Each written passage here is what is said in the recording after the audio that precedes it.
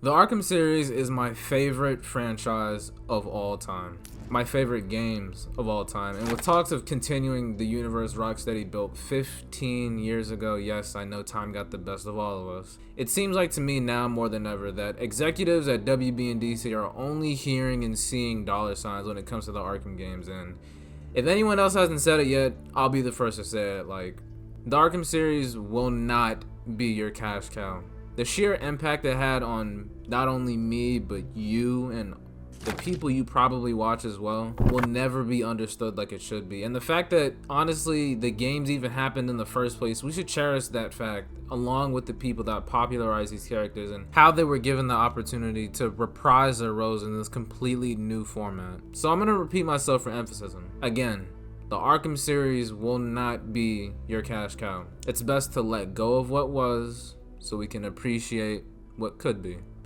And with that being said, what could a game outside the Arkham series be like? And I'm talking straying far away from the Arkham series, at least in terms of looks, because we all know what happened last time.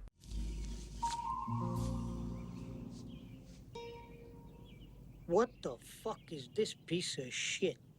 But no, really, departing from the Arkham series, what could a brand new Batman game look like? In my eyes, I see what visually would be a remaster of Batman Vengeance and Batman Rise of Sin Tzu. While the Arkham games all have their own unique atmosphere and art style, I think this new game could really offer a fresh coat of paint for a fully fleshed out Batman game. The blood red sky seen in Batman the Animated Series, the towering multi-layered skyscraper seen in Gotham Knights and Arkham Knight, all mixed together with a grim and noir-like tint like in Batman Year One. And maybe they could finally have a city that's populated with people walking around. Although I never really had a problem with the map being devoid of civilians. I think this game could have the potential to blend every unique art style seen in Batman mythology, from the likes of Jeff Johns to Tim Sale, from Tim Sale to Jim Lee, and from Jim Lee to David Mazzucchelli. And honestly, I should probably say this now, throughout this entire video, you'll hear me constantly rave about the Arkham games because they are simply just that good. And really, this Batman game would be paying complete homage to that, along with Batman Vengeance and Rise of Sin Tzu, and in addition to other famous Batman stories. And speaking about where this game would be getting inspiration from, let's talk more about story beats. Now, we all know the Arkham series introduced us into this predetermined and lived-in world of characters we already know and love, but what if this game took a more direct approach to the mythos of Batman, keeping the utmost respect to the die-hard fans while still being easy to understand and open enough for those that aren't in the know? This really could be a beautiful new look inside the Batman world of things and the development of the characters within that universe. And similar to Matt Reeves' The Batman, the emphasis to make this game be its standalone universe before involving any other superpowered beings like the Justice League could give more focus and more detail to the world and what it provides to someone who's just learning about these characters. And you know, for me personally, when I was younger, yes, I read some comics, but I never really got the opportunity to take a deep dive He said it! into the most famous stories for Batman, like The Long Halloween, like The Dark Knight Returns, like A Death in the Family, and like The Killing Joke. So I always appreciated when there would be comics and animated movie adaptations for these legendary stories. So for those that either didn't have the opportunity to read the comics or just didn't have any interest in reading books at all, I included, this would give that opportunity to people that heard everyone else rave about these stories to finally come to their senses and be like, oh, okay, now I get it. Like, I understand now why people love Batman to the absolute extreme. And I'm not sure what exact story it could adapt, but I know that following a tale of Batman's earlier years where he might have mastered his demons, yes, but he's still in his own development process of finding how to really make a change with this true persona of his. And I think that would be an interesting experience if done correctly. I'm thinking this game could follow the story of Batman Year One, where he's truly just a guy in a cape and Kevlar suit, where he's seemingly just a myth and common folklore amongst your everyday Gothamites. But in reality, he's this new force for change and this symbol of hope in the way he tracks down the city's top crime families, mainly the feud between the Falcones and the Maronis. And while trying his best to feed into the legend of the Batman, and honestly, just imagine playing parts of the game where Batman is just narrowly escaping the police after being injured, similar to scenes in Mask of the Phantasm and Batman Year One. And a story like The Long Halloween, where Batman's detective skills are really being put to the test and the groundwork is being laid down for why he and Two-Face have such a personal history together. Really further developing the reasons as to why Two-Face chose to take up this new life of his. And to really throw players off kilter, maybe it could have multiple endings similar to Telltale's rendition of Batman. But I'm talking actual multiple endings where your actions genuinely have consequences and they'll decide the path the story will end up taking. But having something along those lines could have the story really showcase why Batman is such a beloved character and presenting the earlier tales of our Caped Crusader. Oh, and no Joker for this game. Deal with it. Moving on to the gameplay and combat. I've definitely heard some complaints and some people sort of take jabs at the Arkham games and how it portrays Batman to may as well just be Superman with the way he's able to fly across a room just to knee a guy into a coma. And while the most developed version of the free flow combat system is so extremely fun, like I literally cannot put into words how much fun this shit is.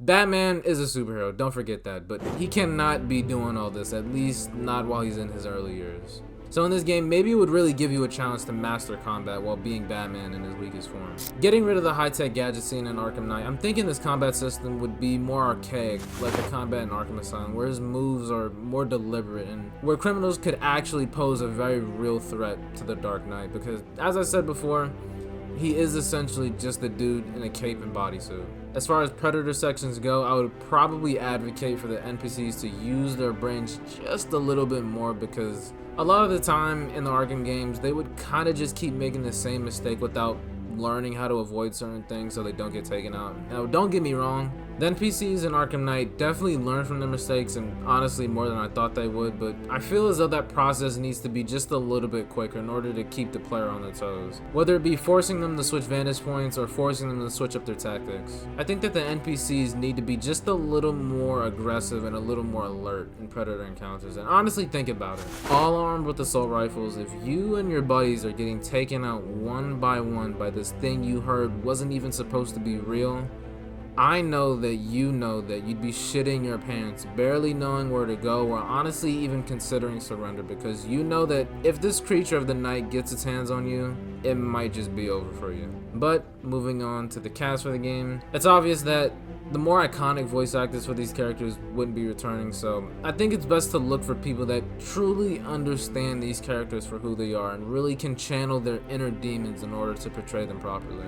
I don't know who exactly I'd want to voice Batman, but I'd want someone, no, I need someone that really understands the pain this character feels. To understand the loneliness, the anger, the rage, the heartbreak, everything bottled into one. And most importantly, the fear. When Batman speaks to criminals, they should be absolutely terrified just off of his words alone. And this actor should really play into knowing that the criminals are deathly afraid of this mysterious figure, almost sort of toying with them simply just because he knows he can, and because it'll either get them talking or traumatize them, or both. Yeah, definitely both.